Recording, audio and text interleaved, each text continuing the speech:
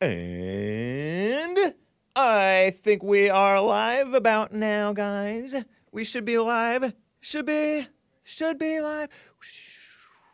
It is 9:01 a.m. U.S. Pacific Standard Time here in Los Angeles. I have it on my watches. I got two because my friends love me, or my fans love me, or my listeners. Anyway, it's Thursday, February 9th, 2023 AD, day 9 of Black History Month. And let me play this nice little clip 14 here. Just a nice little, it's cut off at the beginning. He's asking a question. And so, about Black History Month or this other thing. Enjoy this little TikTok video. I don't know any context, but it's nice, and you will like it. Here, hit it.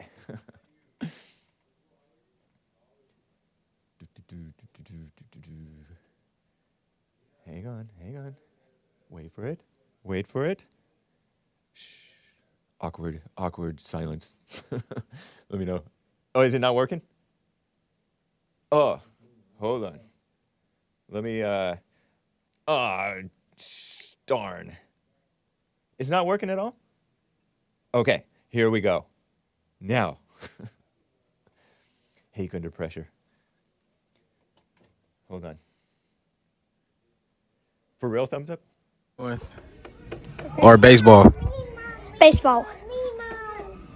Baseball over Black History Month? Baseball. Why are you choosing that? What about black people? Because I don't like black people. Isn't that cute? This little white kid is being interviewed in the store, toy store or something, by a black guy. Asking Black History Month or baseball, and he chose baseball. Baseball. I just thought that was so cute and nice. Didn't he? Anyway, but I honor Black History Month, even though it's so corny and lame and womanish. But I have something non-lame and non-womanish to share with you guys. Shooby Taylor, the Black National Anthem. So stupid. But Shooby Taylor is not stupid. He's dead.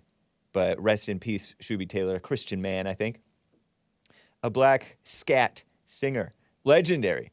Here is Lift Every Voice and Sing. And then, I guess, can you put me in the corner of that little video thing? Cotton field video. We like the cotton fields back home. Here it is. Hopefully. Blacks, let's not forget where we came from. Let's learn to love and respect each other. Shooby Taylor.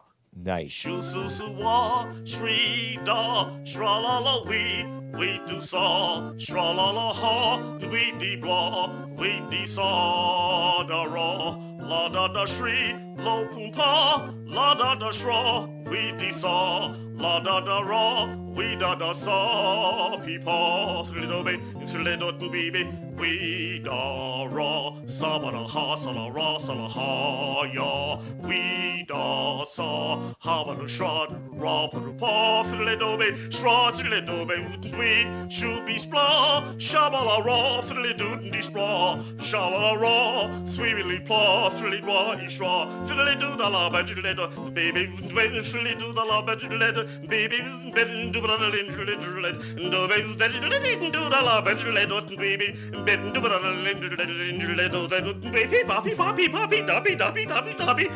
do the la, but you try da ba la, fiddly do the la, but you let baby, do that you let baby. Shri shra So good. ha shrabala ra shala ra sala instantly blobby shra sa ra shabala ra bala ra bala shra fiddly baby ra fiddly do be do we fiddly do do spla love it do we fiddly do ra shala swa shala bla ida fiddly do that didn't do ra. Man, if you're not smiling at this, you have no soul if you're not smiling at this. Unless you're a man.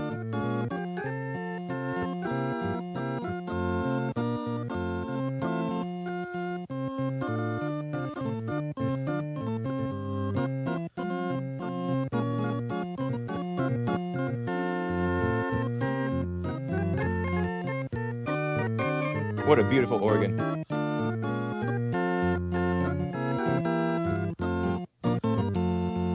Swishara, Sabada Rasala Rasala Poda, Shrada Sa, Shabala Rasala Rasala, Hafli Dada, Drosily Dovedut, Wafily Windy Spa, Donna Dut Winchly do the Traw, Love Ut Wafily do the La Penly do Wappy, Bibi Dut Bibi Dut Windy Shraw. So nice. Thank you, Shooby Taylor. Shabala hospital ha. Jake N35 likes it. Shout out to Jake N35. This music is for babies. Scott Starboard. Hake, you 100% are a musical Philistine. Isn't that a great line? Musical Philistine.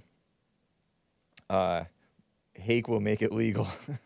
Anyway, thank you guys for bearing with me. Hell, circus music, this Emperor of Cats. Well, I appreciate you guys bearing with me through that. It was quite wonderful. So, everything cool? Oh, anyway. That was nice. Thank you, guys. Let me tell you what we're going to cover today. Let's see. A follow-up on that. Why didn't you stay in Mexico? And I don't mean to say it mockingly because I really appreciated Tom Bertel over in Michigan, I guess, asking a commonsensical question. I played that a couple of days ago from 2 years ago, a clip from February 2 years ago, 2020. I guess that's, what is that, 3 years ago? Maybe that's 3 years ago. I can't count. I have some information about resisting arrest that JLP covered a couple of days ago. I have a little bit more details and some pictures. Gabby Petito victimhood, the narrative about, you know, women victims of domestic violence. And it's so phony. That's why I'm mocking the drama about it is phony. It's evil when men and women fight, of course, right? I do not endorse violence. Unjustified violence, that is. There is justified violence, such as some police violence and self-defense, of course. That's fine. But anyway, and I have a history lesson for you guys about legitimate rape. Based Todd Akin, rest in peace. He died last year. And, you know, other things, competent politicians like Sleepy Joe, some mass shooting information. I mentioned one thing in Hake News, in the evil DOJ. And they're trying to make God gender neutral. It's ridiculous. And I have a clip of maybe of the Australia ambassador for gender equality. Ugh. Oof.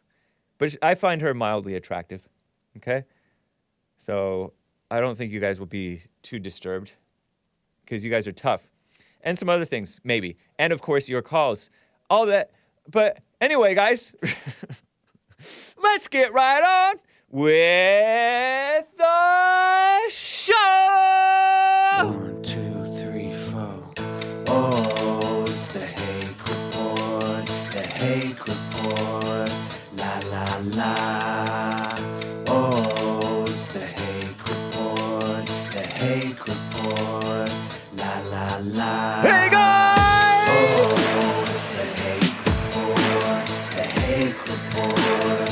La la la. Oh, it's the Hake Report. The Hake Report. La la la. So, how you guys doing? I am fine. And I'm looking into the camera, and it looks like I'm looking at you, but really I'm looking at Jesse Lee Peterson in 2011 or so, 10 maybe, pointing up back at me, saying, "You are a beta male." And I think this is available again. It was not available for a while. Anyway, I'm standing up for the people who are listening online or listening on the podcast. because I stood up to show the T-shirt. It's a nice gray T-shirt. You can get it in any color, probably. It is available, yes. Nico put it back up on a different store. So rebuildingtheman.com/stores, okay, guys? You can go to the HakeReport.com and find the Hake Report T-shirts by clicking on the Teespring link in the menu. Side note, but it has nothing to do with this T-shirt. This is rebuildingtheman.com/stores, all right? Man, long intro, right? It's 9/11 already. Never forget. Okay, before I get to calls, okay? Before I get to calls, I have to give you this follow-up because it was bothering me that I didn't get to it. This follow-up on the Stay in Mexico clip. This is, can you play clip 10A once more for me, Hassan? I say once more because I played this earlier in this week, and I played it 3 years ago, I guess.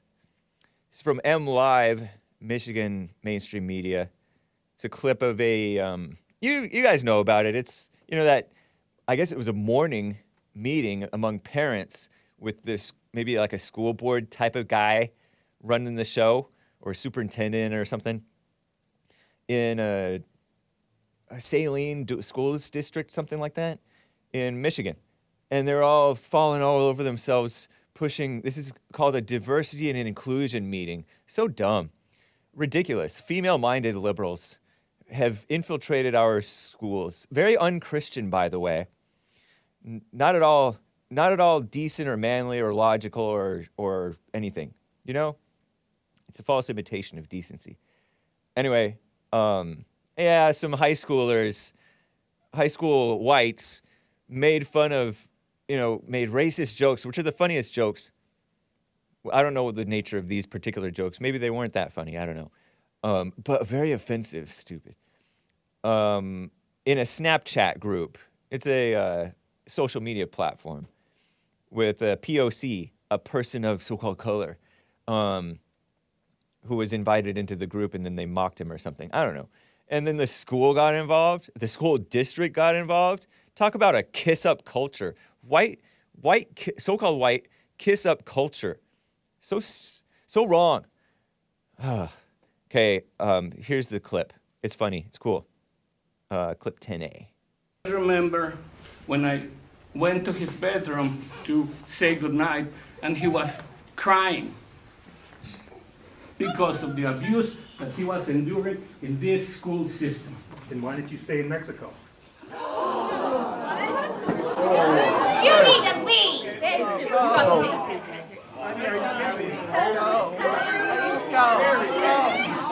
That's indicative of what these kids are experiencing. That's indicative of what our kids are experiencing. Comments like that. And that's, no, he's sharing a story right now, and that's indicative of what our kids are experiencing.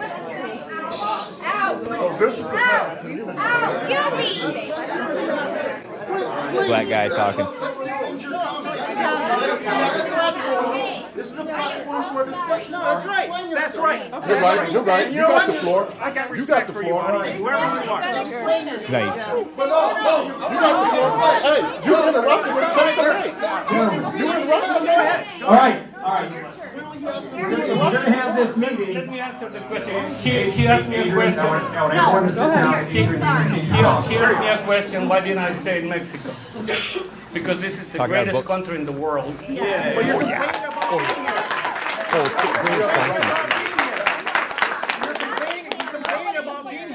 not your turn. It's not your turn. You get the mic next. You get the mic Here's next. the thing. If we're gonna have Tell her to have a seat. if we're gonna have this, Those ladies don't belong there. Busybody ladies. Busybody culture, all up in arms over young people being young people and being normal. Trying to twist these young people into being perverted. You know what I mean? Ridiculous. So shout out to Tom Bertel, who's the white man, the sensible man, asking a sensible question. Oh, man. It's ridiculous. What an insane culture. And they're overreacting to him. Anyway, the thing that I missed I touched on it yesterday, was if you go in, hopefully I have the screenshot, School Parents Meeting Stay in Mexico 2020 is the folder. One of these pictures shows a bunch of ladies standing up in opposition to what the man said to him. And he's like showing a little thumbs up. I put that little thumbs up picture into my thumbnail from one of those days. I forget which day. People stand to show their opposition. It's 8:27:17 a.m. That's the screenshot number, if you can find that one. Within that folder, people stand to show their opposition to the views of Tom Bertel, who is a sensible man, the lone voice of reason, calling in the desert of. There's him with his thumbs up, but that's not the one that I'm thinking, because they're not standing up. They're actually like a whole bunch of silly women, silly ladies. And I love ladies. And I love these ladies, hopefully, if I love anyone. It's not that one. It's not that pic. It's pic 7. It's the one before that, I guess. Standing in opposition to the views of Tom Bertel during a school diversity and inclusion community meeting, Monday, February 3rd, 2020, at Liberty School in Saline. There it is. Nice. Thank you, Hassan. The meeting was hosted by Saline area schools in response to the racist Snapchat incident that occurred this past week, meaning back in 2020, like in January, late January. So ridiculous. So phony and contrived. They're all concerned about words, jokes by whites. Or they're concerned, or like John from Kentucky called my show. I really like John from Kentucky, if I like anybody. And he told me an example of racism where a white kid told him when he was a black kid, because he's black, but when he was a kid, that that he can't hang out with him because he's black, or something like that. Ooh, the harm of not hanging out. There's no harm in not hanging out. There's no real harm in words, jokes, all that stuff. There's real harm in blacks punching and hitting and knocking out and all kinds of crazy things, robbing. Whites, which happens a lot.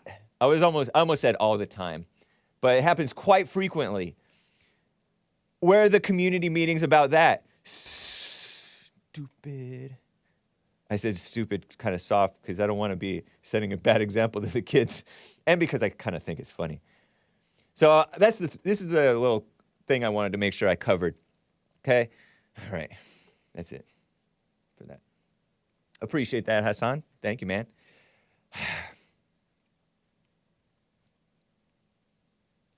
Let me get to a call. Let's change things up, right? All right. Steve in New York City, Steve in New York City is on the line. Thank you for holding, Steve. Appreciate it. Thanks for calling. How you doing? Hey, how you doing, Hake, man? Doing well. You've called my show, have you not? Of course. Nice. I recognize your name. I mean, I recognize your voice. Recognize my accent. Forget about it. Yeah, true. Anyway, yeah, I'm the blind guy. I listen to Jesse Lee and your show every day. Oh, you're physically blind? Well, I'm mostly blind. I could see peripherally, but straight ahead, I can't. If the letters are not 2 inches high, I can't read anything. If the letters are not what? 2 inches high and 10 inches in front of me, I can't read it. Oh, okay. All right. Interesting, but man. I get by. Nice. Right on. Anyway. The mama in me wants to feel sorry for you, or like, don't feel sorry for me. Or get into my imagination about, I don't want to be blind. So it's crazy. You know something? Satan's busy. I realized something, man. God told me I've seen enough. No. Right on. Yeah, believe me, it just started maybe about 2-3 years ago. That's it. This blindness? Yeah, I mean, I had a little bit, most of my life, like I would see weird lines every once in a while. Yeah. But like it started really progressing about 3 years ago.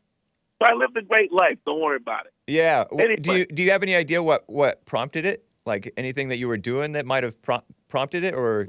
Not really. It's just something that happens to people with type A personality. I don't even know what a type A personality is. A strong personality, I think.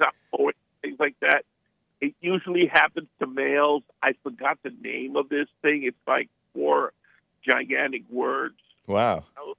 It's like something, retinopathy, something. I don't know. Yeah. I forgot. Mm-hmm. Anyway, it doesn't bother me at all. Doesn't faze me. I love it when people make fun of me. How many fingers you see? I love that. I love it. Right on. Yeah. Anyway, what I wanted to say is something like 5-6 years ago, maybe 8 years ago. Nobody would ever think that, people could change their sex, their gender. Yeah. Change it. That nobody would ever think 5 or 6 years ago. Nobody would ever have thought it was okay to give puberty blockers to kids to stop them from having puberty. And then what's going to happen to those kids that have no puberty? Yeah. They're going to grow up as 30-year-olds that still don't have a puberty. What's happening? Right. But 5-6 years ago, nobody would ever have thought that it was okay to give these pills to these kids without their parents' permission, and also put them in surgery to cut off their parts. Yeah. Without their mother's permission. And 5 or 6 years ago, nobody would ever have thought that if a parent would go against this, that he would be jailed. Nobody would ever have thought that. And think about this also. 5 or 6 years ago, nobody has ever said that the earth is flat. Really? Now all these people are believing this? I mean, really, really think about it. What happened 5 or 6 years ago? Who's pulling the strings to make the Church of England saying, "Oh, God is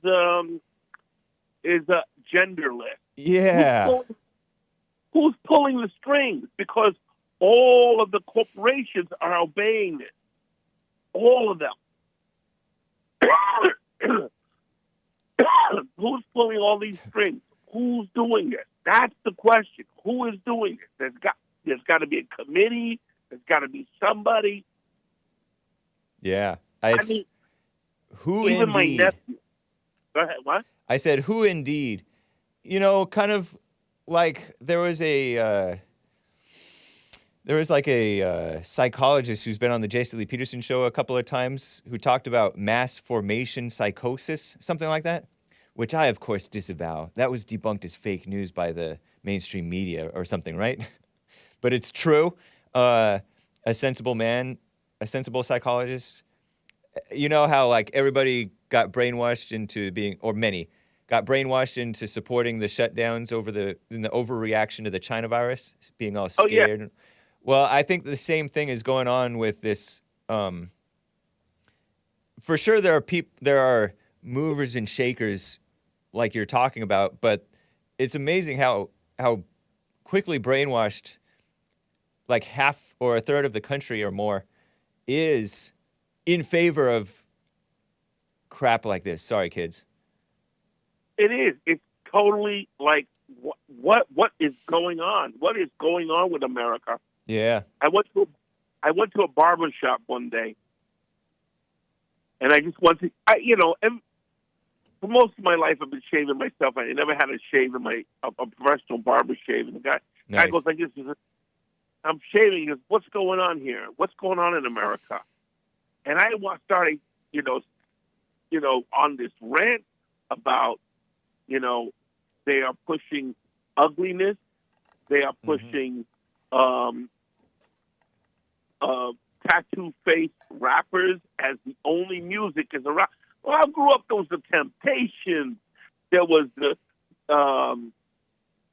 was Led Zeppelin. There was, there was Donna Summers. There was all sorts of singers and performers and Earth, Wind and Fire. It was great. It was fun. Now all you have is rappers, tattooed face rappers. Yeah. And including so-called white ones or whatever that guy is. Yeah. What's that guy who's Post white? Malone Post Malone. Yeah, thank you. Yeah. They have, and I'm going to tell you something. People that have been child molested, they usually tattoo their faces. Wow. And really? Is that a fact?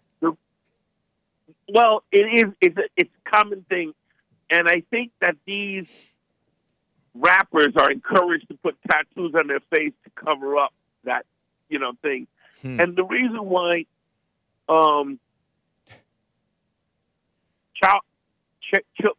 people that have been molested as children tattoo their face is because they want to cover up the person that attracted that. They believe it's themselves. Oh. You understand? So they want to make themselves unattractive so it won't happen again, even in adulthood. Is that real? Where'd you hear this, or did you come up with it yourself? No. I read this a long time ago. I used to read books. I used to read tons of books, and I'm I mean, that sounds.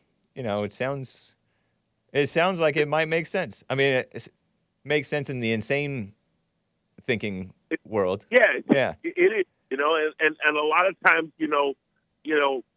people that have been sexually abused, they put on tons of makeup, or they wear their hair in their faces, or they like that Ali Sheedy part in Breakfast Club. She was like that.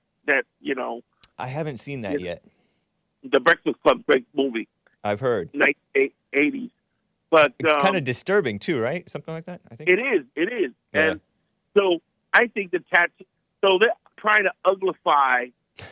Nice word. What's going on in America? Yeah. With the tattoo faces and the body positivity, and they put these and make that stuff sort of attractive. Like some of it kind of tricks people, like people even like me, into being like, oh, this is mildly attractive. And then I'm too accepting. If you watch commercials nowadays, it's unattractive females that are empowered, and men are just like slimy, creepy, nerdy, weaklings.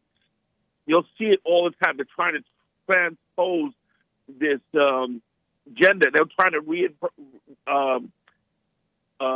reinforce this gender, switching. Yeah. And now little girls are being, hypersexual, and boys are becoming very, timid and whatever. Russia and China, they could take over America in 20 minutes without guns. They can make people. They can make boys piss in their pants. Sorry, kids. Yeah, I don't know. Denny from Bulgaria says China's actually pretty weak, and they have their problems, but their problems seeming, in my mind, they kind of pale in comparison to America's problems. But maybe I'm wrong, because they are pretty corrupt. But and then Russia probably has their problems too. But even still, like we are rotting from and overcome from within. Just like in a human being's own life, like my life and your life and everybody's, is like Satan convinces us to just ruin our own lives. It's not anybody else's doing. Even the victims, the victims of crimes, if they stay victims in their mind, or Yeah. try to get tough and call themselves survivors. Same thing. Stupid. You know, Yeah, women try to call themselves survivors because it sounds tougher. But You know, even those people, the crime, like JLP says, the crime is done. It's over. Your body's healed, and your spirit is still decrepit by your own evil that you're holding within, anger and all that, sin. most of my black friends, Yeah. they don't. They're like, what's this Black Lives Matter stuff? Nice. No, it's crazy. All lives matter. Right on. And this, and this Black Lives Matter is just made a couple of lesbians very rich, and they bought $6 million houses. Yeah. And and the commie capitalists cashed in on it, pretending like they support this evil. That's it. And I'm telling you, ridiculous. most of my black friends, most of them will say the same thing. They will agree with me, and they've been telling me, "Hey, Steve, you've been telling us this crap for 20 years." Oh, nice. So they've kind of come around. So these are old timers then, kind of like you. No offense. No, I can't. You cannot. Words cannot offend me. Right on. I'm too strong for words. But I'm going to be 60 this year. Oh, okay, that's not too old. And a lot of my friends knew me like that. You know, I have a lot of my friends knew me when they were in their 20s, and I was like 40. Oh, okay. And so they're a bit younger, but still nice. Yeah, now they're hitting 40, and they're like, "Yo, Steve, didn't you used to talk about this? Didn't you used to send us emails about this? Oh my goodness!" And they basically, I would say, there's a silver lining in the great lockdown. I don't want to call it a pandemic. Right. Yeah. Exactly. Lockdown. Yeah. A pandemic of stupidity.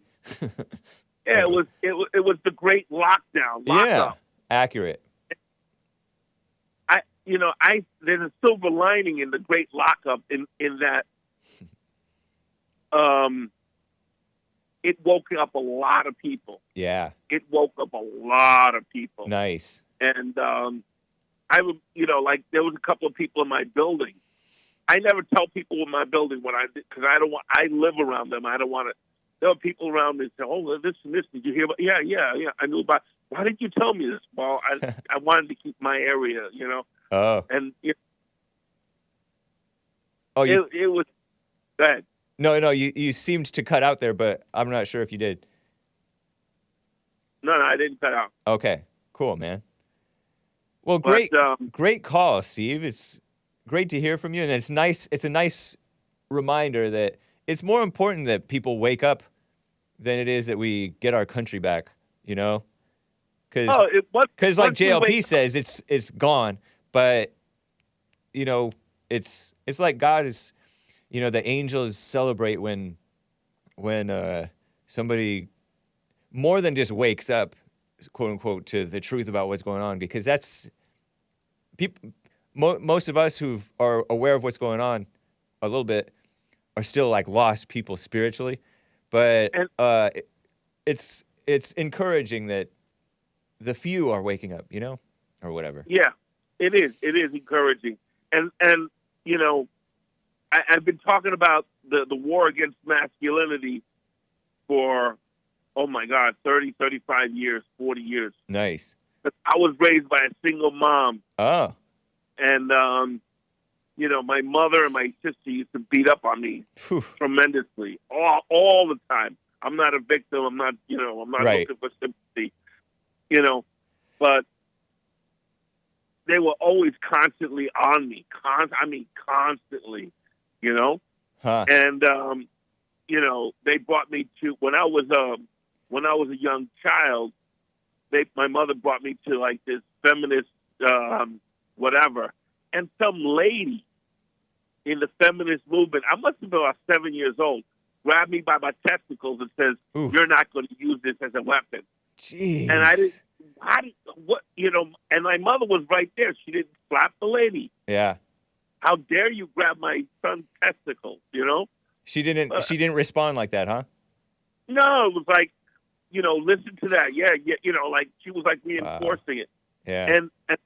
And there was this hatred. I've seen this hatred for men over and over and over again. I've seen that is crazy. how my mother, 7-year-old. And I've been speaking against this, and my friends were like, "Oh wow, you were talking about this years ago." Yes, I was. Nice, Steve. Anyway. Man, it's great to hear from you.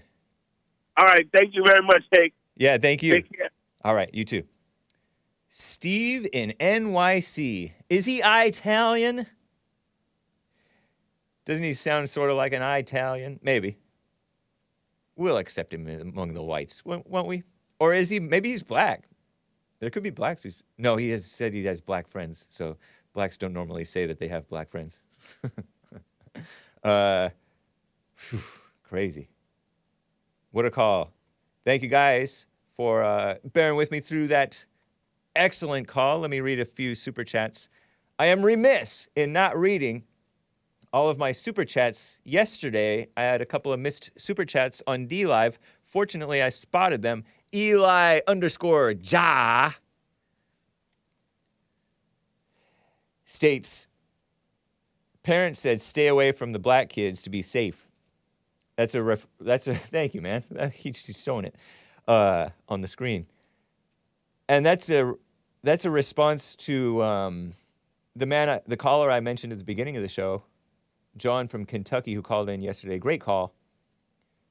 He's a black Hebrew Israelite. He has not yet taught his kids that we whites will be slaves of the blacks. That's one of the things that some black Hebrew Israelites believe. And so Elijah speculates or assumes, or maybe he happens to know that parents says to the white kids, their white children, stay away from the black kids in order to be safe. Better safe than sorry, right? Better safe than sorry. Like, that's not racist. There's reasons. And they're not so-called racist reasons. Guy crying about racism and wants white slaves, says Elijah. He doesn't want it. It's a fact that it's going to happen, Elijah. He said, no, that's the truth. He doesn't want it. Well, we don't know if he wants it or not. Maybe he does, though. He certainly sometimes brags about it. Either him or another black Hebrew Israelite who used to call me.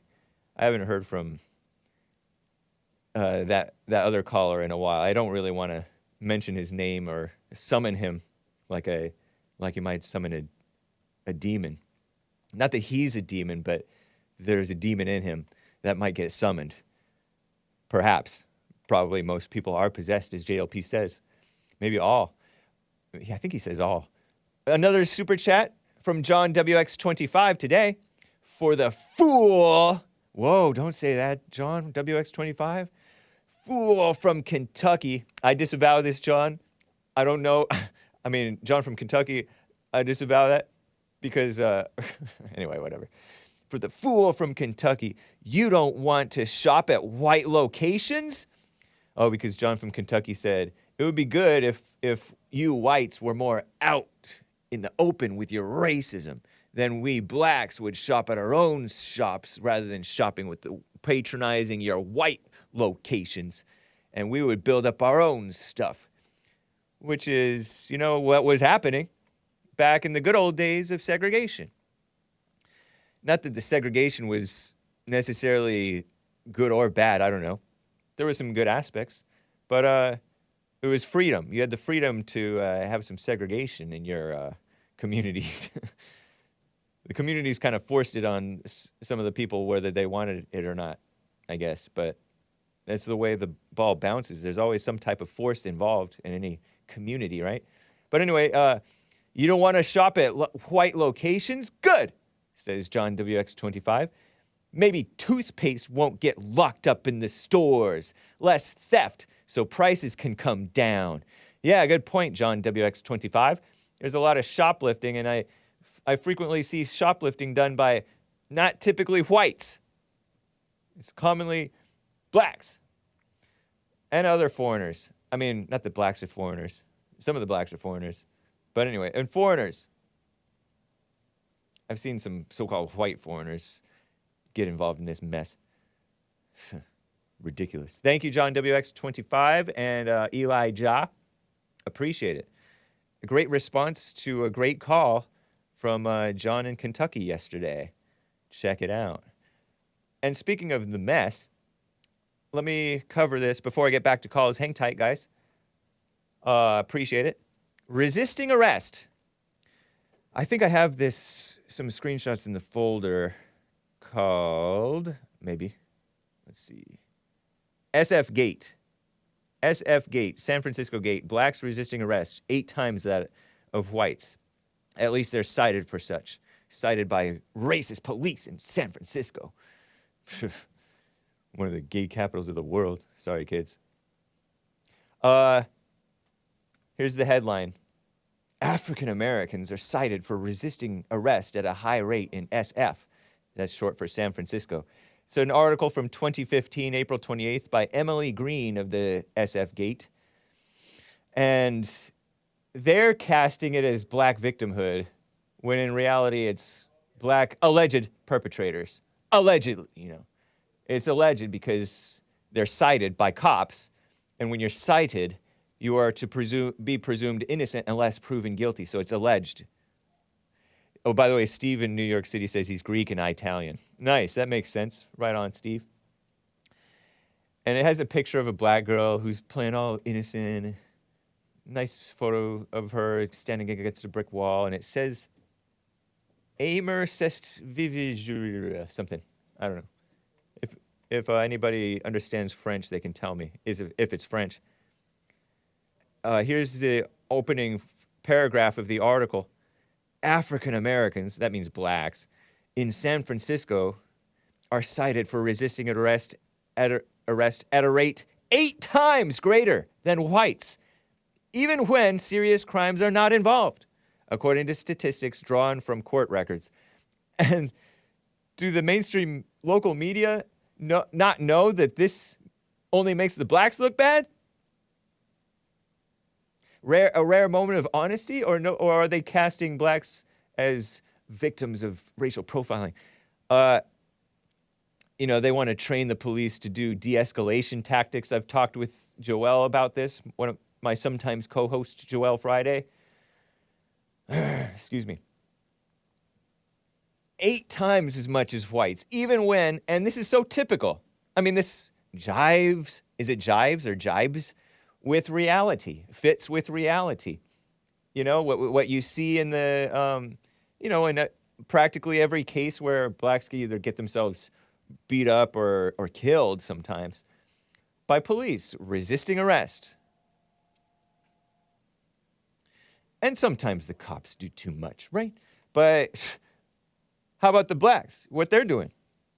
These black suspects or persons of interest.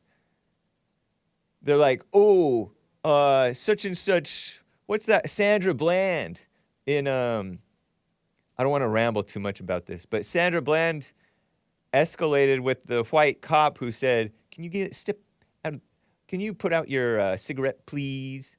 Being all polite and weak and nice. And she gets all sassy with him and black woman attitude, angry type attitude anyway. It's the same spirit as all of us with anger, right? But she gets all crazy, and he's all, step out of the car, please. And she won't. And he's like, get out of the car. He might have even cussed. She might have even made him cuss. And then she steps on his foot and gets all crazy. He arrests her, and she goes to jail for 3 days and commits suicide, allegedly. Crazy. For failing to, use her blinker when she got over. And she claimed, I was getting over for you because I saw you coming up all fast. I was getting over for you. He's like, you didn't use your blinker. And maybe that's true, but she escalated because she's angry and overreacting. And so it's not over a traffic stop, it's over you getting crazy. It's not over a failed blinker, it's over you getting crazy. It's not over an expired tag, it's over you getting crazy. You people escalate.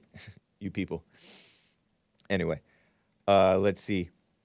From January 2010 to April 24th of the year 2015, law enforcement officers cited suspects with resisting arrest 9,633 times of any race, right? Of all races.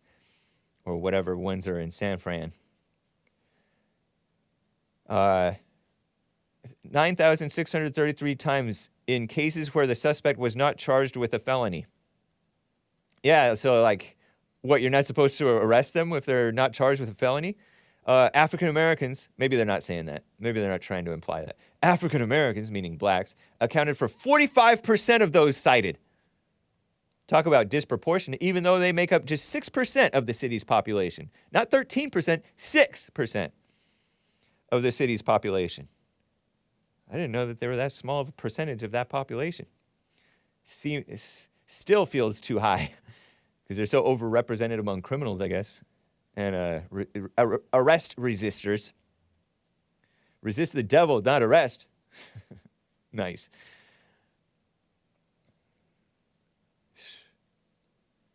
Anyway, I have some other pictures of this lady, and I may be using the term loosely. Meece Henry, pictured on Monday, April 27th, 2015 in San Francisco. A black lady. Is that her natural hair? It's nice hair. You know how blacks try to have a weave and stuff because, I don't know, whatever. Also known as a wig, maybe?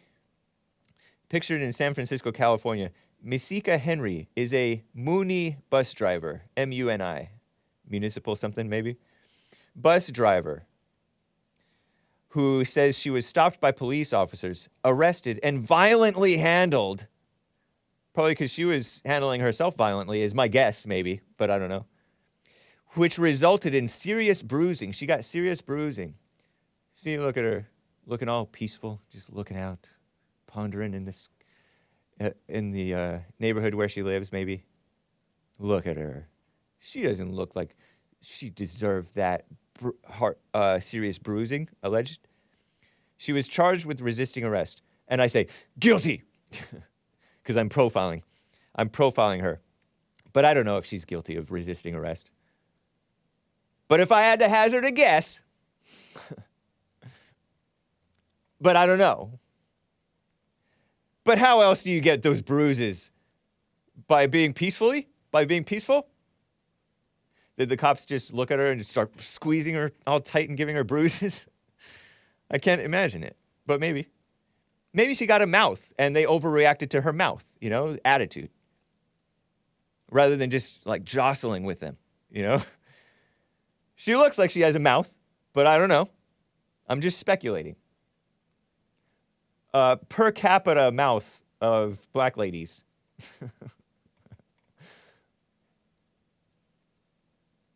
Aimer c'est vivre. Nick, do you know what that says? A-I-M-E-R, new word, c'est. I know that that's something like that. Vivre. Do you know what that says, Nick? Oh, to love is to live. Aw, isn't that nice? She's a loving black lady. I wonder if she loves the police officers who bruised her without merit. Anyway, that's the story on that. Let me get back to one more call, at least, before the top of the hour here, maybe two. Patrick in Denmark is on the line. Let's see if he's ready. Patrick in Denmark, are you there? Yes, I am here. Hake, how are you doing? Brother from another mother. I'm fine. Thank you, man. Yes, my fellow Dane. Are you called a Dane? Yeah. Yeah, it's called a Dane. Right on. You are a great Dane. In Danish we say we are danskere. We are danskere. It's a Danskere. very silly language. Okay. You can try to say like this. Try to say like this, Hake, please. Rød, grød med fløjel. Is that cussing? You want to tell? Rød. Yes, not bad at all. Right on. Thank you, man. Appreciate that. All right, and that means that's by the way, it's a Danish pudding. That it's red pudding, and it's with extra cream. That's what it is. Nice. Right on, man. Yeah. So no, I'm calling in because I'd like to know how did you start working with JLP? and the JLP show in general? First heard of. Let me go back to the beginning and try to plow through this story. I first heard of Bond and Jesse Lee Peterson when by word of mouth. I was at a different church up in the Pacific Northwest, and one of the guys who was at that church said, "Hey, you're from LA. You should go check out Jesse Lee Peterson's church, Brotherhood of a New Destiny." He missed the Brotherhood organization of a New Destiny. And so I searched it on the internet and found the address on the website, which was bondinfo.org back then. I'm giving way too many details. Go ahead. It's now rebuildingtheman.com. And I found it, and I drove out here on the 10 freeway, got off on La Cienega, came north to Pico, and I pulled up and came to church. JLP was not there when the first day I came to church in February of 2007. He was away doing a speaking engagement, Stop Obama's Socialist Change, maybe, I don't know. And so they had another man who comes to church or has come to church over the years, who was speaking, and I liked how men were running the show, rather than women running men and women kind of being over involved in running things over at your average church. Yeah, as they are today everywhere. I liked the realness. I liked the confrontation. I liked the honesty. I liked the sense of responsibility that JLP pushed. You are responsible. You are sinful. You blah blah blah. And you can't. And also the hope, and the example that he set. You can overcome. And so I like that message. I've been coming to church. Wow, man. And so, like, after several years, well, the first day he saw me, he offered me a job, but I didn't take it because I was working at a cabinet shop. But the cabinet shop was going under after several years, and he didn't know this, but he offered me a job again because his producer at the time was going to become a teacher at a school that he started. And so he offered me the producer job, and so I became producer for the radio show, and that's how I got involved. That's an amazing story, seriously. Yeah, I was volunteering, being a bodyguard sometimes when he traveled, and I was coming to church and helping man the camera and different things, volunteering at events, going to protests, in favor of guns. Sounds like you started from the bottom and you actually actively searched. You were a seeker. Yeah. And you can say, I think Jesse, he made, we can say that today, that he made a great choice to make you part of his team. Yeah. But I'm sure that Jesse, he saw something in you which would be valuable to him. That's one thing. It would be valuable to him. Right. But also he sensed that you were really seeking something, and I'll just say that for myself. When I see you on your stream, the Hake Report, I think that there is something emanating from inside you, which is quite unique. You are handling it in a certain way that you are in touch with everything in your own way, and just keep at it. I appreciate that, man. That's nice feedback. Thank you. Sure, and my next question for you is, what's your plan to take the Hake Report? Do you have sort of a plan where to take it or anything? I do have ideas. I don't have any plan at this point, but I do have ideas rattling around in my mind, such as bringing more guests on the show, which has been a request. Like Get a Job requested this a long time ago. So I'm remiss in not I don't know if remiss is the right word. I am. I'm wondering in terms of subjects, because if we go to the Jesse Lee's show, it's very, very much it's something of the heart, right? And it's a lot about anger. Are you over your anger? You forgive your mother and so on. So I mean, I was on Nick's stream just for a second, just checking it out. That was a very, very turbulent stream. I think it was awesome, by the way, and I think it's gonna be more awesome. So I'm just wondering, the Hake report, Yeah. like news, or it's going to be conspiracy theories or anything silly? I don't know. Probably a little bit of all of that stuff. Though I kind of like that stuff because a lot of my audience are what they call conspiracy theorists, and I like to engage with my audience. That's a big thing that I like to do, and I think that the audience likes it too. And I think it's potentially beneficial for both of us, for all of us, to like challenge ourselves and examine ourselves. Yeah. All right. Keep at it. Thank you, man. I'm sure that's gonna work out. Nice. Because if you take every person seriously, then you will have feedback, and they will take you seriously in turn. Fair point. That's very wise, man. I like that. Thank you, Patrick. You're so welcome, Hake, and I'll talk to you another time. That sounds good. Take care.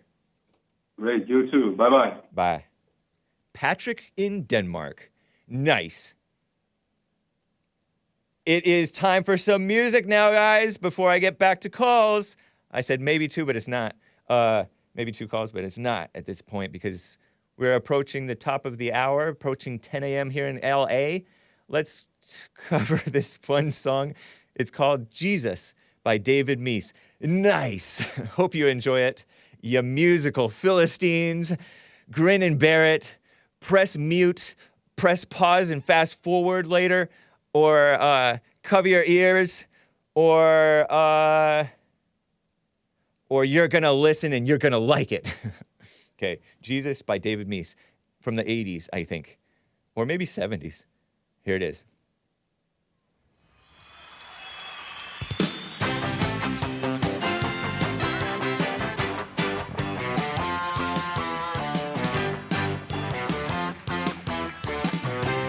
All of the words I've heard people say and all that they know haven't helped me find the way that knowing you has shown.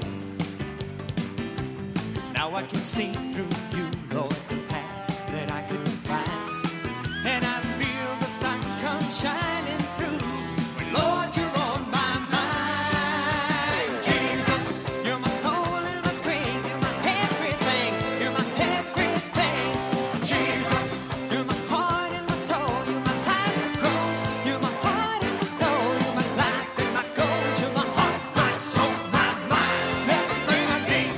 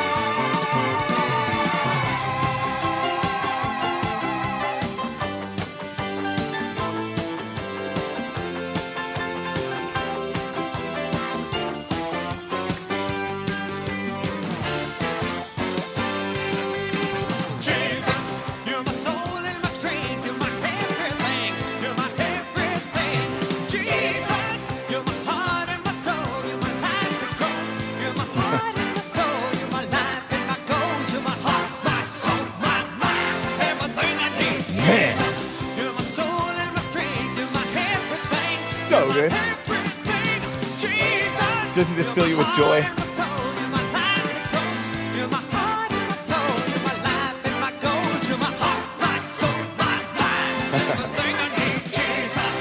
So black. Kind of black influence, right? Shout out to the blacks.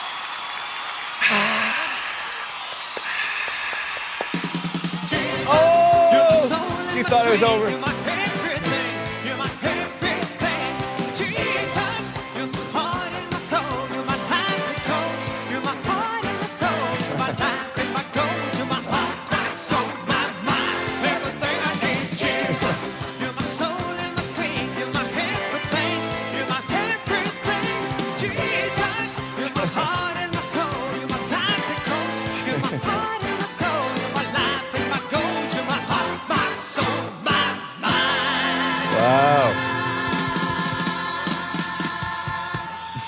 So black.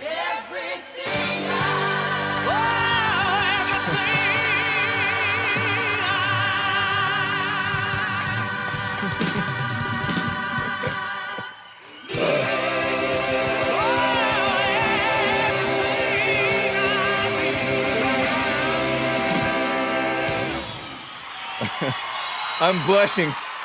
I'm blushing in embarrassment at how good that was. Two. I only spit in the spittoon for the people on behalf of the chat who does not like it. This is day-old meatloaf. This is Scott Starboard. Another fake ending, please. Oh, why am I laughing so hard? Says slam-free poetry. Oh my goodness. I dozed off yesterday and heard Hake's music in my sleep, says Ivana Spencer. Is this song Dirk Diggler sang in Boogie Nights? I disavow.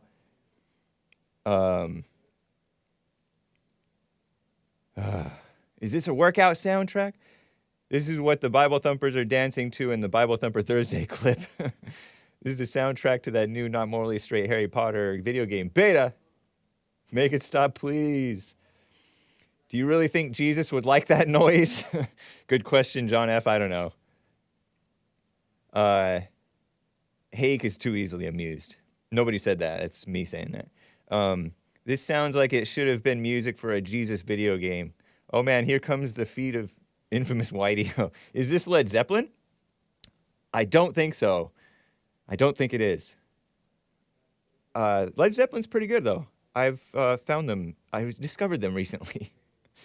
Well, this is hard rock for the Christians. I hope Hake was a better carpenter than he was a DJ. Than he is a DJ. Sick face. I was not a carpenter. I did try a little bit with the Mexicans and Honduran, but no, I was the measurer, and I started out sanding, but then I quickly went to the computer and went to people's houses and measured and laid out cabinets in the design software. Man, it's no Red Giant, but it'll do, Hake. Red Giant, I'm not familiar, but thank you. This is sufferable, says M.R. Jennings. This is different, says Niner 3000. Meece can really hit those high notes. Yeah. Hake definitely on lead vocals. Did I say this one? They play this song on repeat in hell. This music is a war crime. I'm getting too much of a kick out of your chats. Thank you guys. Appreciate that. Let me double check for super chats here. Shout out to Rumble and D-Live. D-Live too, yeah. You guys are okay. And Facebook. Shout out to the Facebook crew. I think you might be there. I'm not sure. I did see a couple of you guys in there. All right.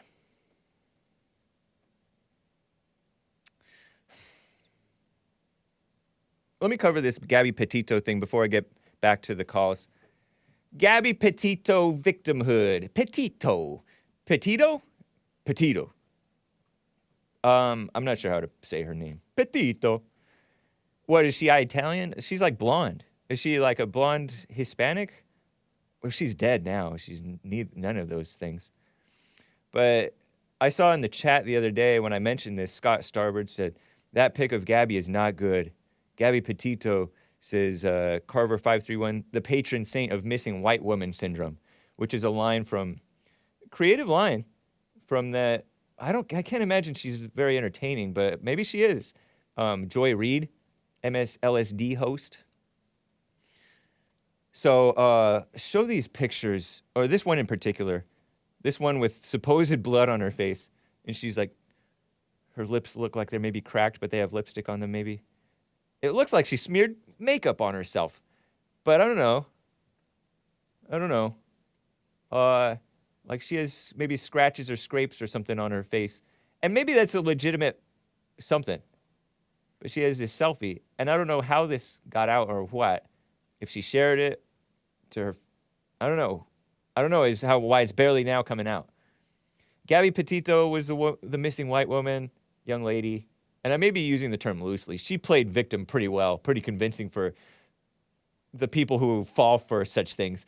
You know, attractive young gal, mildly attractive, right? Her spirit, I'm sure, seemed evil, but it's irrelevant. It does not justify violence. But she was violent too, allegedly. This is from August 12th, 2021.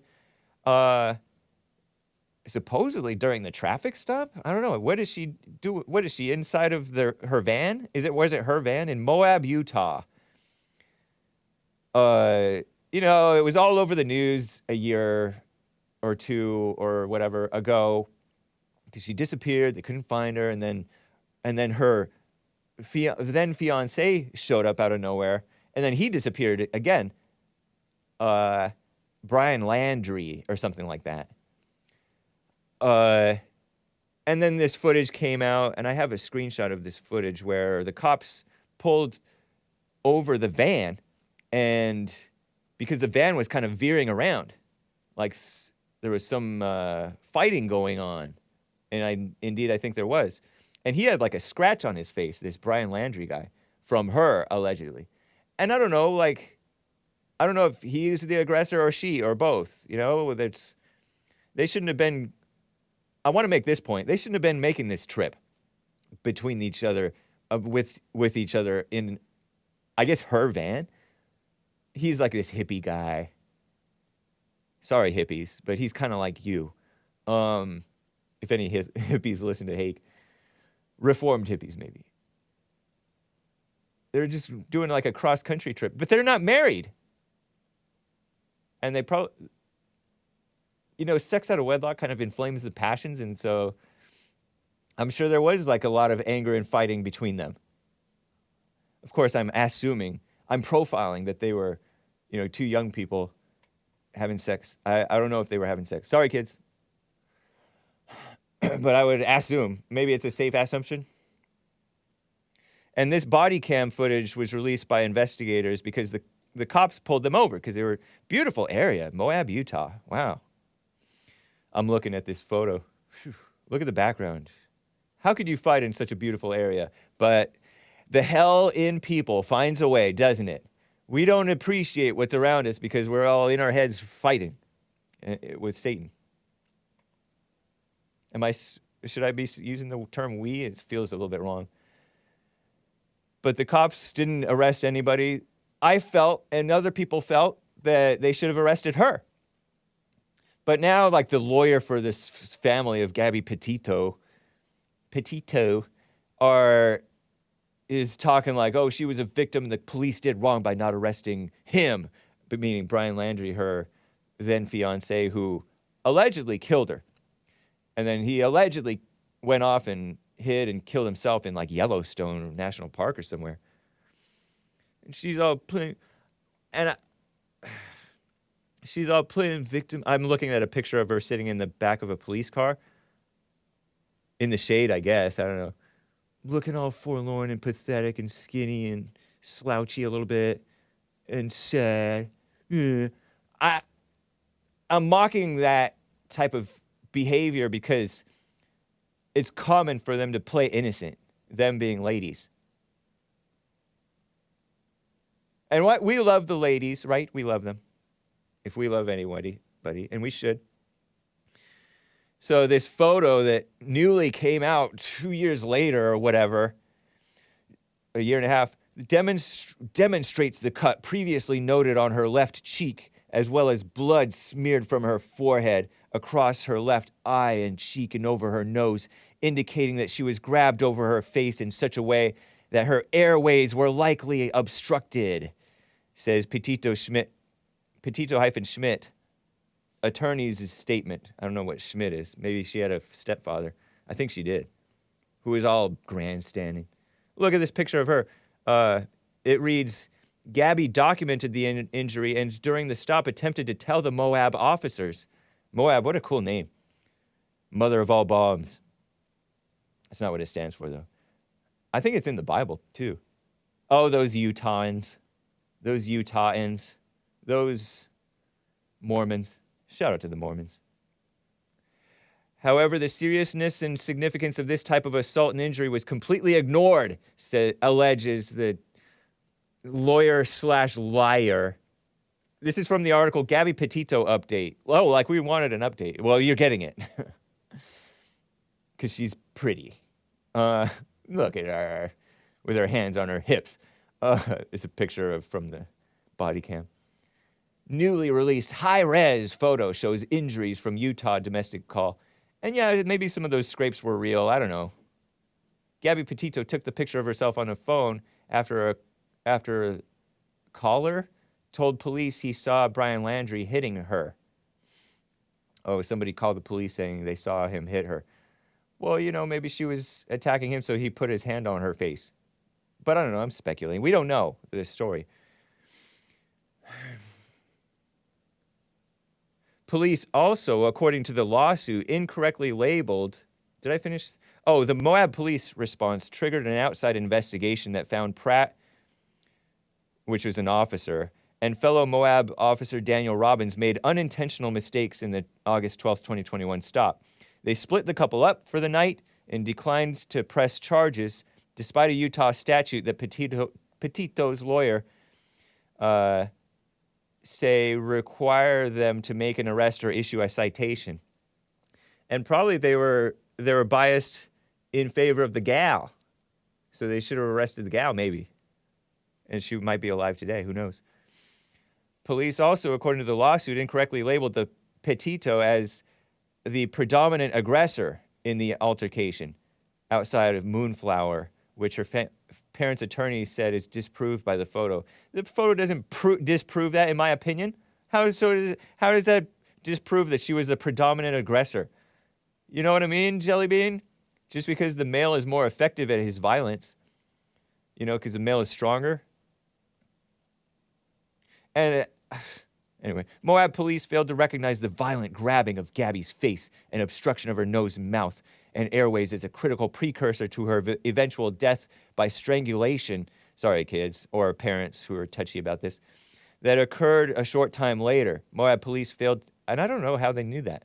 Moab police failed to listen to Gabby, failed to investigate her. She was trying to play like it was not that big of a deal. Oh, we don't take him. You know how women get, they kind of don't know what they want or should do, so they end up doing wrong. Terrible. Moab police failed to listen to Gabby, failed to investigate her injuries and the seriousness of her assault, and failed to follow their own training policies in Utah law, says the lawyer liar.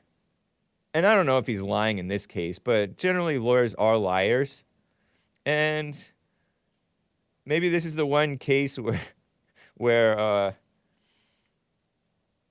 the man really was the aggressor, primary aggressor. You know, people they shouldn't be fighting. I hate lies, says Mike Rogers. Me too. Matt Living the Dream says she probably offed herself. You think maybe? I don't know. Anyway. Quick super chat from Rumble. Shout out to Rumble. Deus Intra. I keep on wanting to pronounce it differently, but I want to pronounce it correctly. Deus Intra, which means God within, says, great show. Thank you, man. Appreciate that. $4. Nice.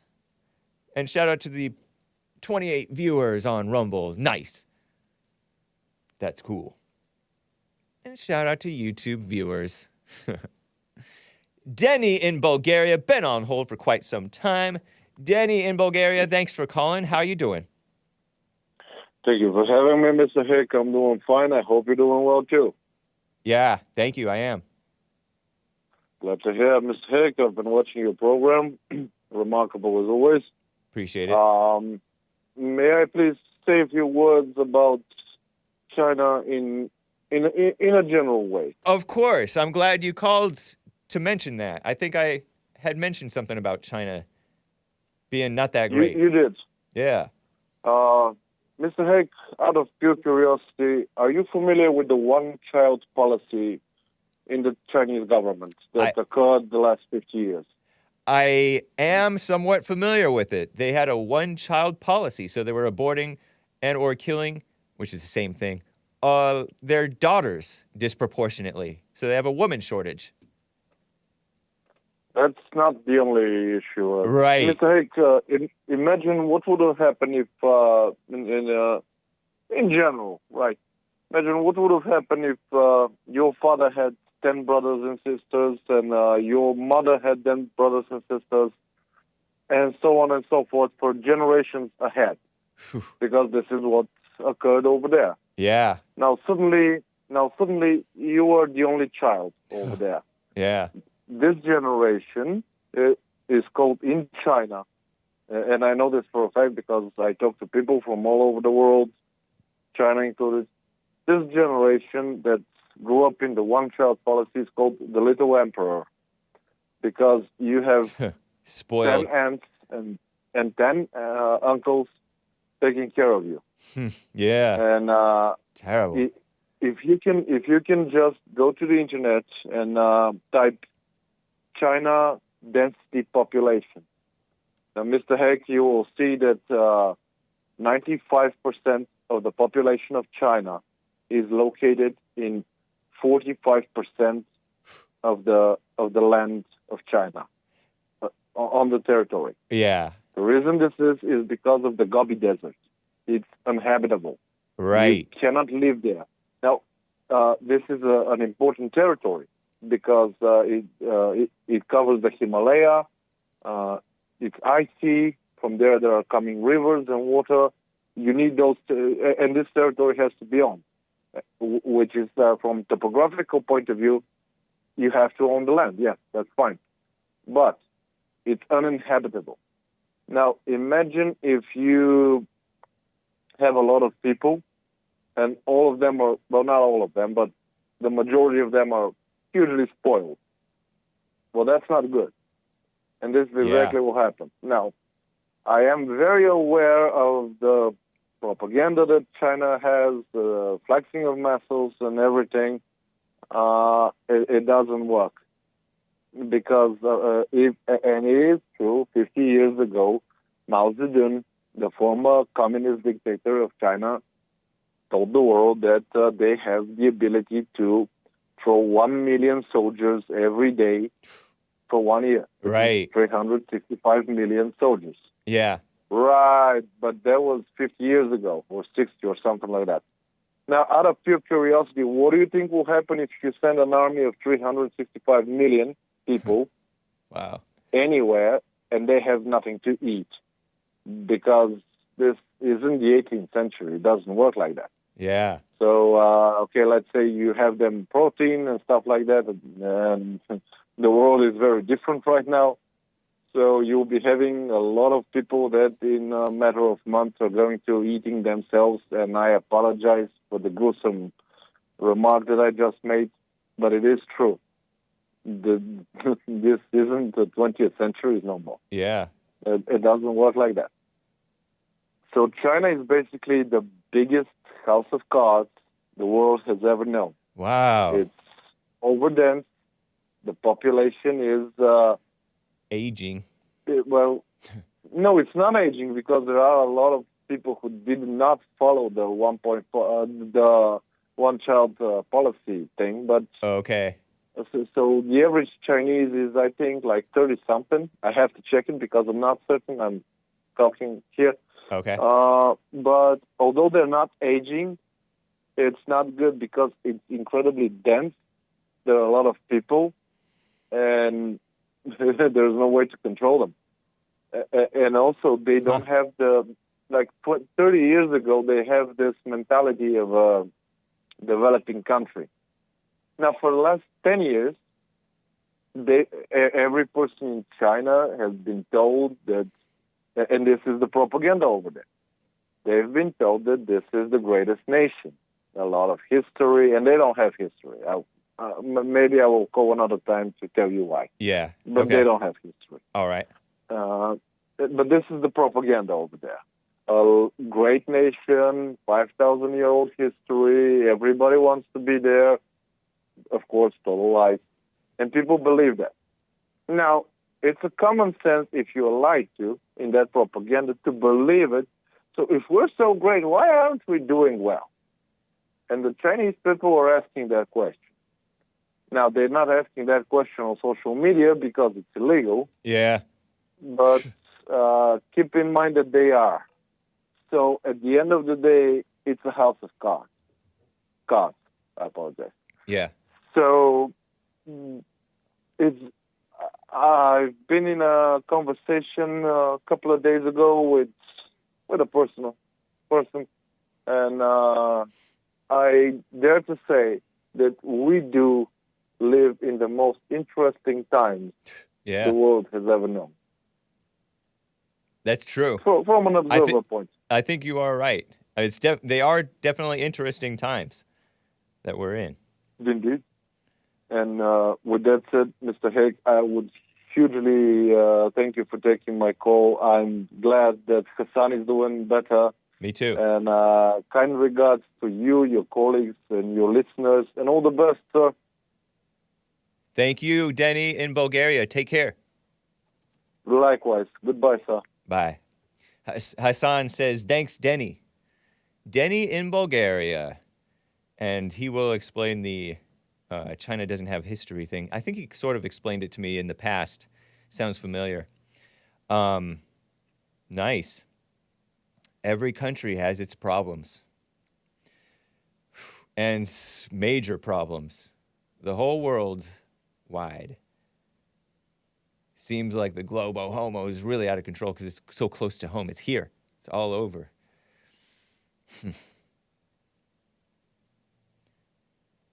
You know what? Quickly, before I get back to calls, I wanted to get to Alexander from California, but he dropped.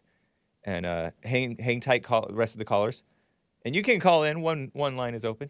1-888-775-3773. But let me give you a history lesson. We're having fun here.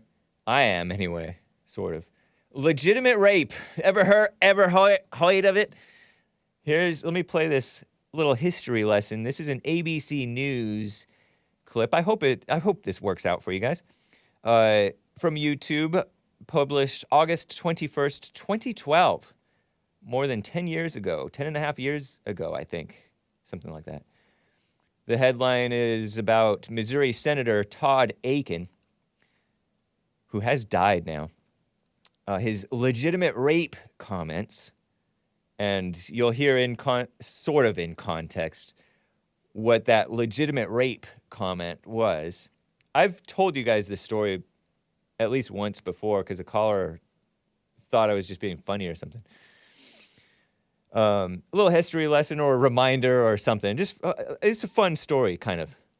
So it's all too common. It's ridiculous. His Todd Akin legitimate rape comments sparked GOP outcry to quit the Senate race. I think he was already a senator, or maybe he was a representative, Todd Akin. I'm not sure. Oh, yeah, Representative Akin. Yeah, he was in the House of Representatives, and he was running for senator. He releases an ad begging for forgiveness for his comments on rape and pregnancy. It's a 2.5-minute clip. May kind of drag a little bit, but to me it's important kind of just because it's a perfect example. Epitome. It's the epitome of RINO weakness. This was during Mitt Romney's run for president, trying to make Obama a one-term president, and lame so-called white, because he's Irish. Are you Irish? Shout out to the Irish. Paul Ryan. Paul Ryan was running for vice president with Mitt Romney against Obama. I'm so glad those guys lost, even though I was mad that they lost back in the day. I was so mad I got a speeding ticket listening to Sean Hannity. Sean Hannity was kind of riled too, but Sean Hannity probably didn't get a speeding ticket. Anyway, here's this clip, clip 11. We're finally getting into clip 11, guys. Watch and enjoy a little recent, relatively recent in my mind, history. Some of you guys may not be familiar with it, so hopefully I'm doing a little service for you for once. Here it is.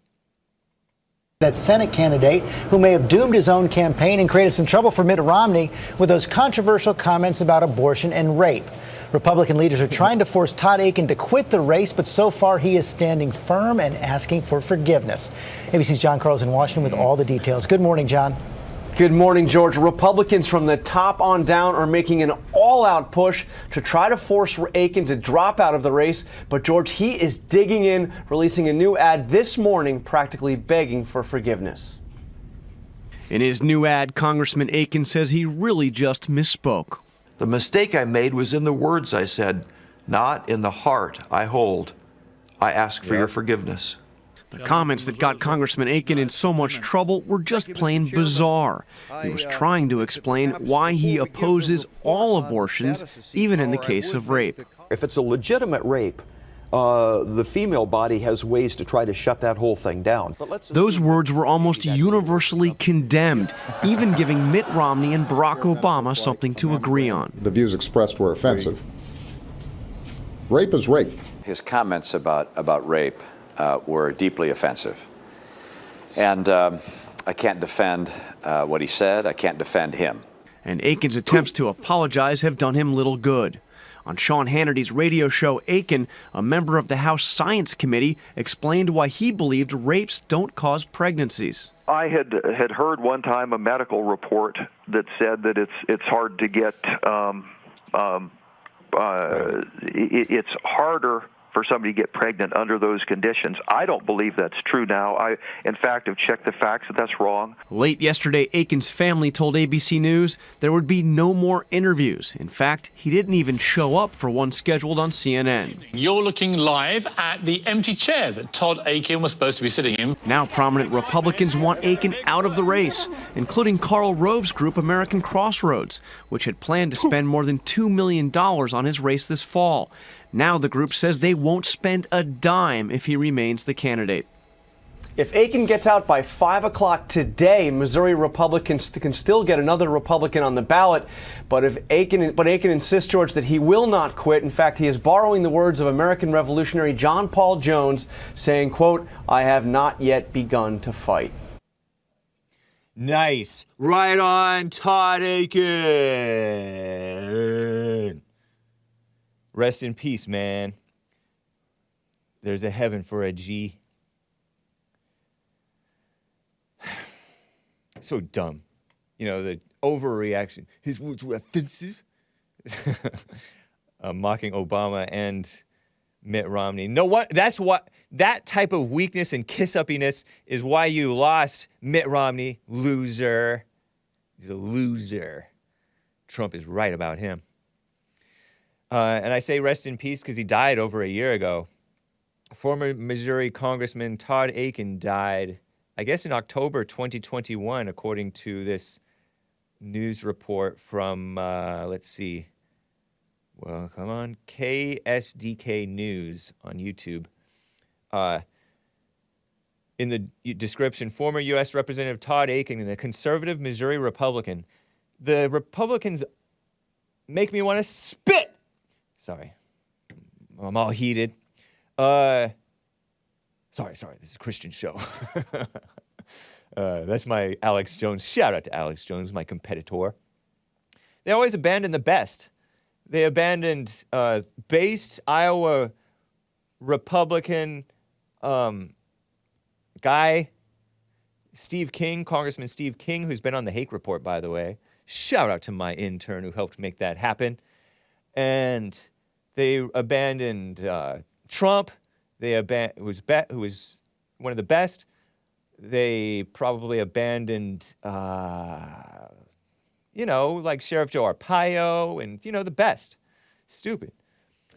Former U.S. Representative Todd Akin, a conservative Missouri Republican whose comment that women's bodies have a way of avoiding pregnancies, and he claims that that's wrong. And I wonder if he really meant that. He probably shouldn't have apologized. He should have pushed forward. He's like, I think he said that I heard. He didn't say it absolutely was the case. So I don't know. He was on the Jesse Lee Peterson show, by the way, since that time. He came out with a book, I think, on WorldNet Daily, which JLP has written books, or many books, and some of the books, at least one, was put out by WorldNet Daily, and JLP wrote articles for WorldNet Daily, WND.com. You can check those out to this day. Although it's suppressed by Google, which is evil, as not a legitimate news source. Stupid. Anyway, he said that women's bodies have a way of avoiding pregnancies in cases of legitimate rape. I like that. Because, women claim, oh, I was raped. And they weren't always raped when they say they were raped. Believe women. No. Even in the Bible, I think that you're not supposed to listen to the testimony of a woman. Not that they're always lying, but all of them lie. Not that they're always lying, but all lie. And then some, and all men do too, but some men stop lying. Except Jesus never lied, I don't think. Because lying's a sin. His comment sunk his bid for the U.S. Senate. His comment did not do that. The RINO Republican backstabbers did it. I'm getting all heated. For the U.S. Senate became a cautionary tale for other GOP candidates. They made an example of him. He died at 74 years old. That's too young, in my opinion. He had cancer for several years, according to his son Perry, per a statement that he put out. He died at his home in Wildwood, a St. Louis suburb in Missouri. As my father's death approached, we had people from all different walks of life share story after story of the personal impact he had on them. Perry Akin, A-K-I-N, said in a statement to the AP, the far-left enemies of America Associated Press. He was a devout Christian, nice, a great father, and a friend to many. We cherish... I didn't know that he had died either, so I'm reading this to you a year and a half later. We cherish many fond memories from him driving the tractor at our annual hay ride. So white, so country. To his riveting delivery of the freedom story at 4th of July parties, dressed in full uniform of a colonial Minuteman. Shout out to the Minutemen. The family is thankful for his legacy, a man with a servant's heart who stood for truth. Yeah, that's totally him. And I'm sorry, he was standing for not killing the babies who were products of rape. Illegitimate rape. And illegitimate rape. False rape accusations, pregnancies of those. Protecting the babies. And they took him down for that. Stupid. Akin represented a Republican-leaning eastern Missouri district that included the St. Louis area, suburbs, for 12 years, giving up a safe seat to run for the U.S. Senate in 2012. Was that, was that ill-advised? I don't know. He emerged from a crowded GOP primary to challenge the then incumbent Democrat U.S. Senator Claire McCaskill. Claire McCaskill. I can't picture her, but I know that name. A female, a Democrat, politician. Only to seriously hurt Republicans' chances of recapturing a Senate majority less than 2 weeks later. So, here's a more competent Republican, before I get back to calls. A more competent Republican. A more competent politician. Clip 15. This is a little 11-second clip. From RNC Research. I'm using those backstabbers, RNC, Republican National Committee. They put out this clip, and they tweeted out, yikes. And it's Sleepy Joe Biden talking to, working union men. And I don't really know what's going on. I'll have to describe it to you guys after the fact. Enjoy. Very competent politician, Joe Biden.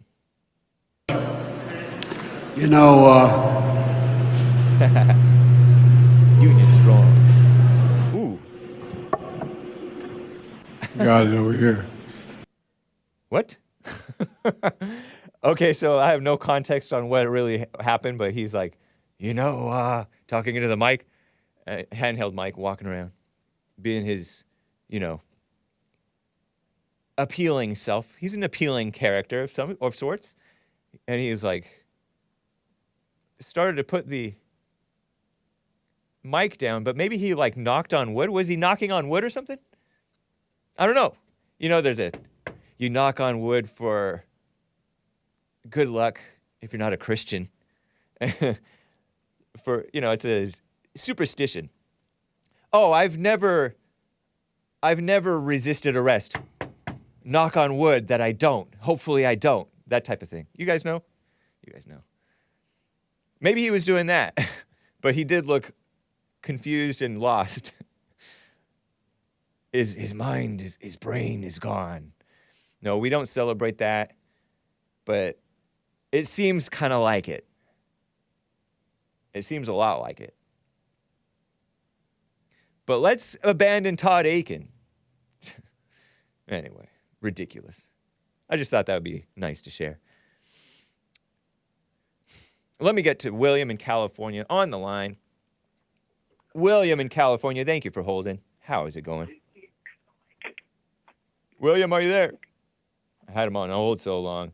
Let me give the Gen Xer a chance to come to the phone. Are you there, William in California? I think he's listening to the show on. What's going on, man? Hey, you're lucky I'm not JLP and all tough. Why'd you say that? Because JLP would have put you on hold or hung up on you. and I'm a typical weakness of too many whites. And I'm too lenient. Anyway, go ahead.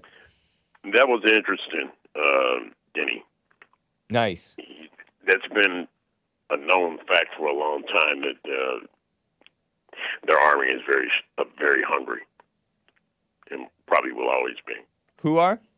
China. China's very hungry? Yeah, probably. They're pretty skinny. Yep. Yeah. I mean, but it's interesting that he pointed that out, that's been a long time thing, and the history thing he was talking about, a lot of people don't understand their history is kind of short-lived. Yeah. And, like, they tried to combine all the history of, like, there are a bunch of tribes, I think, is what his explanation would be. I think he explained that. What's happening with the flag? Where's that southern flag? The beautiful rebel flag is here on my computer. Can't see it. Oh, yeah, it's here. Are you sure? I see it. Yeah, well, yeah, okay. Okay. Now you got it. All right. You've been looking at the House committee meetings? No. How they're acting? I haven't. What's going on? Oh, they, can you imagine throwing some bananas in a cage of a bunch of monkeys? Whoa. How they react? Like apes or monkeys. Right. Right. I cracked you myself set traps for them, and they just walk right in. Who's walking right into a trap? The left. Oh, really? Okay. Yeah. Now, that's pretty hilarious what you showed Joe Biden. What a joke. Yeah. He seems not all there. No, he's not. Yeah. No, he's not. Hope you guys are proud of him. What a shame. But listen, Huntington Beach is in the news down there. Beautiful HB base. Yeah, Huntington Beach. I used to actually. Let me see. I worked in Huntington Beach and lived in what's that, Costa Mesa? Okay, yeah. Right there, Orange west County. of course, west of the 405. Nice. Yeah, it used to be. Yeah. I don't know what it's like down there. I've been through that area in a while. It is on decline. Even like OC is turning blue, meaning Democrat. Yeah, it used to be red. Yep. Terrible. And you go over there to Santa Ana, it turns into something else. Yeah, kind of Mexican or something. Yeah. Shout out to the Mexicans, but yeah. Not necessarily I a used good to thing. live over in that area. But they took down the alphabet flag. Nice. HB did? Huntington Beach? It's probably Huntington Beach City Hall, yeah. Really? I sent you the story, man. Okay. I'm so bad at checking my emails. I am remiss. I am. Yeah. They took the flag down. See. Huh. Interesting. Watch how they act about that one. Huntington Beach moves forward with a plan that would ban, flying the so-called LGBTQ pride flag, according to NBC Los Angeles. After right less there. than 2 years, Huntington Beach reverses their decision to fly the In fact, shame on them for ever having flown it. Exactly. Yeah, it's ridiculous. That's Exactly. cool. So during Just the news, even during just- the month of June, which is I guess their fake pride, false pride and degeneracy. Yeah. In false identity, false pride and Yeah. false identity month. Yep. Like this month, same thing. Yeah, Same the thing. blacks. Yeah, Yeah. that's not you. That's not who you are, black people. No. It's what you is.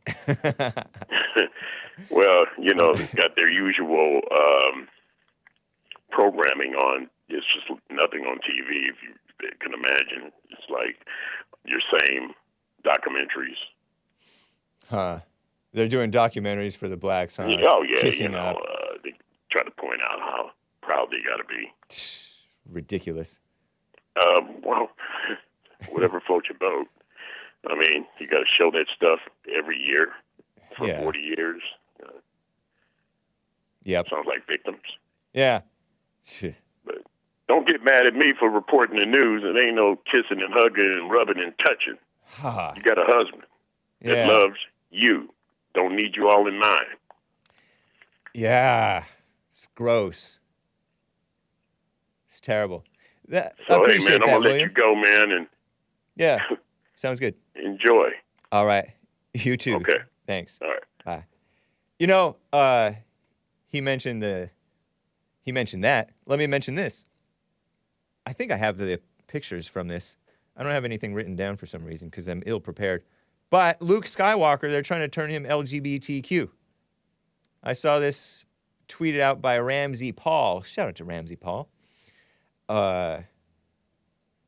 Disney is making Luke Skywalker a homosexual, which is not a real thing. It's sick, huh? Well, neither is Luke Skywalker. It's not real either. What are they doing? It's Mark Hamill. Oh, young, back in the day. Sportsskida.com claims this. This is reporting by Sportsskida. Is it a reliable source? I don't know. But according to them, Disney Plus Star Wars leans toward exploring Luke Skywalker's LGBTQ, speaking of false identity, by Anubhav Chowdhury. Sounds like a Muslim name, maybe. I don't know. Discovering a new dimension, the exploration of Luke Skywalker's LGBTQ identity in the Star Wars universe.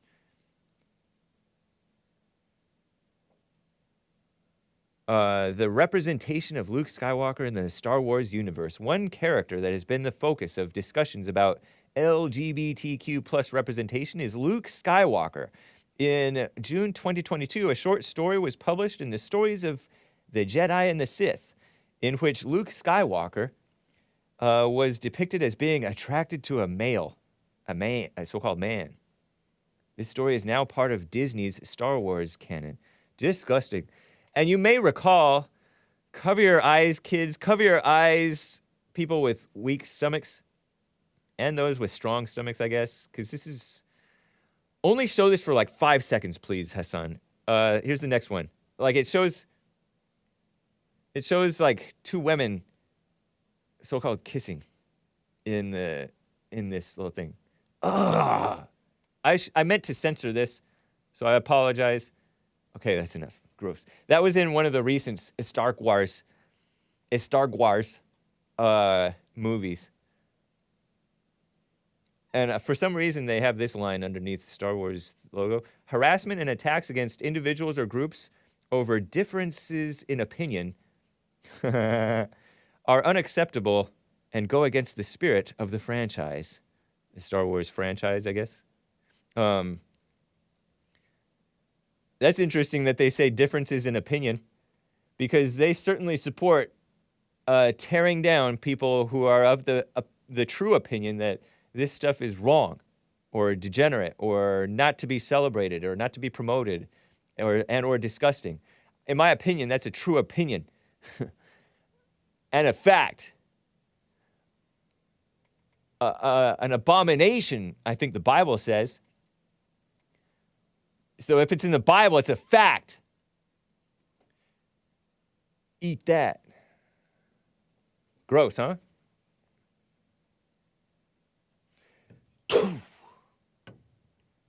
Sick. Let me tell you, let's move on.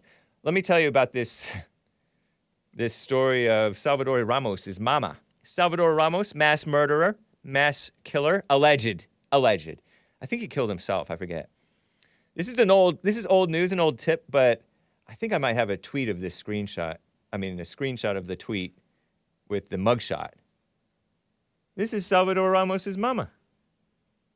This is a tweet from Allie Bradley TV. I guess she's a reporter. Okay, she's the mother of Uvalde, Texas gunman. Uvalde. Gun male, mother of the Uvalde gun male, arrested in Oklahoma City for assault and battery. Innocent. No, I don't know. For assault and battery, threatening. Police say Adriana Reyes, different last name, said she's Salvador Ramos' mom. According to K4, authorities confirmed. Salvador Ramos, allegedly moved in with his grandparents after issues with his mother, months before the mass murder. And I think I remember her not taking responsibility, but the father did. The father felt like he should have been more involved in Salvador's life or something like that. They were apart. They were not married, I think. Salvador Ramos, he was the one that people were saying, oh, maybe he's a LGBT thing, like wearing eyeshadow or something funny. I don't know. He was bullied for they use the buzzword bullying for what's that thing where I stutter? You know how I stutter sometimes? He was bullied for maybe he had a lisp or something. I don't know. Yeah, she's a little perhaps angry herself, you know? Maybe not perhaps. Maybe more than perhaps, huh? That was from reported January 6th, so it's really old news, or a month old news. You get old news on the Hake report. Newsflash, Todd Akin died over a year and a half ago. Did you hear that? This is a joke, but did you hear that Michael Jackson died? So that's the story on Ramos. Let me keep moving because I want to plow through some of my stories. Speaking of mass murderers, the evil DOJ, I mentioned this in Hake News, it's against justice. Beta, Alpha.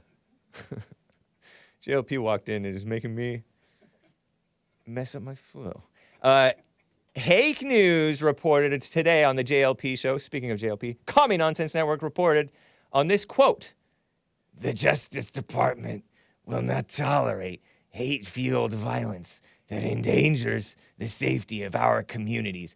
Hate-fueled violence. Like there's any other thing other that prompts violence other than love and self-defense, right? Except for beta backs prompt violence. Violent language against JLP. Anyway, he's peanut gallery over here, which is a racist term. Did you know? No, peanut gallery. Peanut gallery is a racist term. I'm having a conversation with this person who's off mic because we put blacks up in the I wish it was me up at the balcony, and they would throw peanuts and talk. The peanut gallery, blacks always talk during movies, you know. That's it. But my quote about the Justice Department, total misnomer, is Attorney General Merrick Garland issuing a statement Wednesday after the suspect in the Texas Walmart, El Paso Walmart, remember that, 2019? I'm blanking on his name, and CNN doesn't dignify him by sharing his name. He was the El Paso eco-fascist who shot up a bunch of Hispanics 24 years old. He's 24 years old now.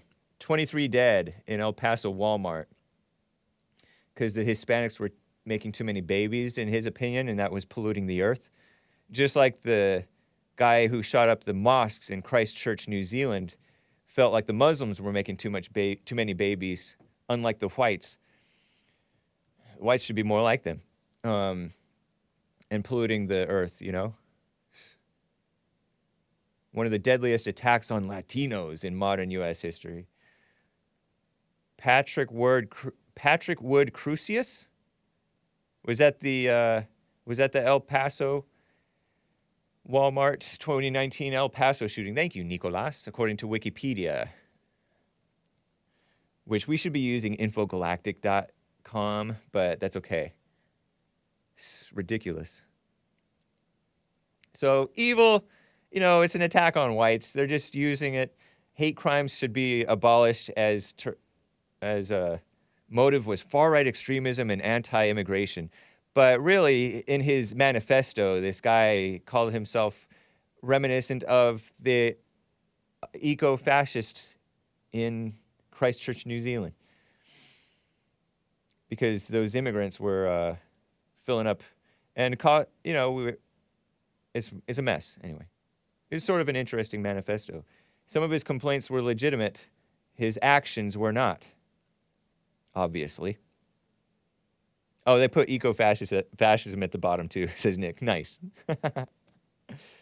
Funny term. G.I. Joe, for a while, had eco-warriors during this pollution mess in the 90s. Anyway, it's ridiculous. You guys know my position on the Department of Justice. They're against whites, Christians, and actual justice. From the beginning. I learned that from our resident historian, Asmodor. I still got to go back on his show sometime. Who could be going gender neutral? Asks the far-left females at the Skim. You haven't heard that name in a while, have you? God.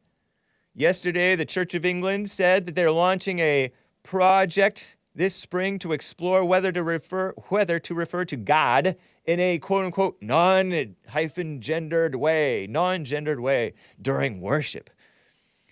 The Church of Cooks. Sorry, that's kind of rude. Kids, don't repeat that word. It's dirty, but this is dirty. It makes me want to spit. And that's too joking of a spit. The church says that they're going to reflect the fact that Christians have recognized since ancient times that God is neither male nor female. What? But as of right now, it says it has absolutely no plans to cut or significantly change the liturgies. Yeah, the liturgical church. Stupid. But we knew that the Church of England was... Cover your ears, kids. I'm serious. Cover your ears. We knew the Church of England was cucked. I feel bad saying that. I couldn't even say it, Alpha. I wish I could say that more, Alpha. But JLP walked in and said, beta. Beta. He said, beta. For beta. Beta. I'm just a beta complainer about the degeneracy taking over the earth. And speaking of that, last little clip for you guys. Australia, another white country, white Christian country. Were they Christian or a bunch of prisoners? Or criminals? Or both? Australia Ausamb Gender. This is from Ausamb Gender, the Australian ambassador for gender equality, who is not named. Look at that face. Mildly attractive. Mildly horrific. Face, kind of an intense look in her eyes. Oh, Stephanie Corpus Campbell. Stephanie Corpus Campbell. Nice name.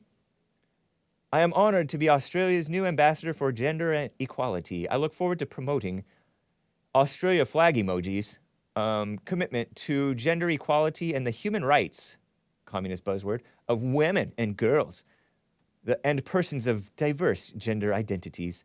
Shall I play this 1 minute clip? Let's do Do you have the clip? It is clip, I think like 14 or something. Here it is. Enjoy, or not. Hello, I'm Stephanie Copus Campbell, Australia's new ambassador for gender equality. I'm incredibly honoured to take on this role as the lead international advocate for Australia's commitment to gender equality and the human rights of women and girls and persons of diverse gender identities.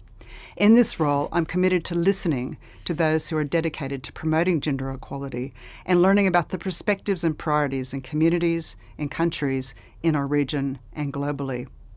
Promoting gender equality is the right thing to do, but it's also the smart thing to do. It is central to Australia's diplomatic, economic development and regional security, as well as our international engagement. I look forward to working with partners in Australia, in the Pacific, in Southeast Asia, and globally to progress the Australian government's priorities to increase women's economic empowerment, women and girls' leadership, and to end sexual and gender-based violence, to improve access to health and education services, and progress the women, peace, and security agenda. Gross, huh? She's got a nice voice, and she seems fit. You know, like slim.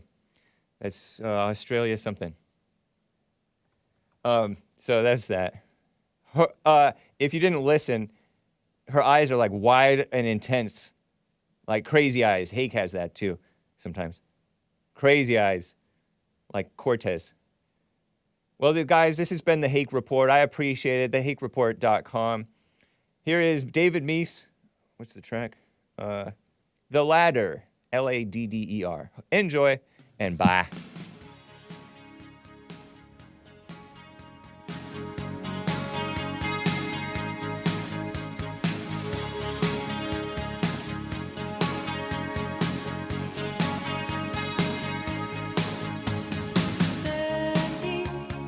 Watching the heavens at evening, watching the day that is leaving the sky to the stars, how they shine.